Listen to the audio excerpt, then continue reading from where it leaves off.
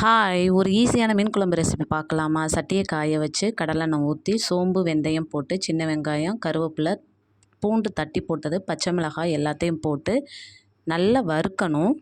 நல்லா ஃப்ரை ஆனதுக்கப்புறம் தக்காளியை வந்து நல்லா மிக்ஸி ஜாரில் அடித்து அதை போடணும்.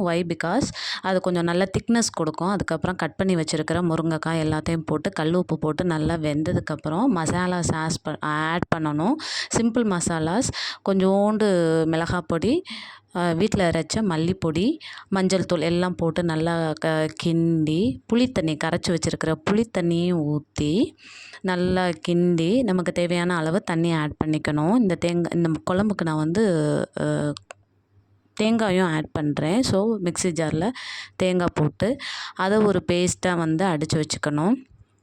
குழம்பு நல்லா அந்த தண்ணியெல்லாம் நல்லா கொதித்து வரும்போது நம்ம அரைச்சி வச்சுருக்கிற தேங்காய் பேஸ்ட்டை ஊற்றி அப்புறம் மீனை வாஷ் பண்ணி மிளகாய் பொடி, மஞ்சள் பொடி, உப்பு போட்டு கலக்கி வச்சுருக்குறோம்.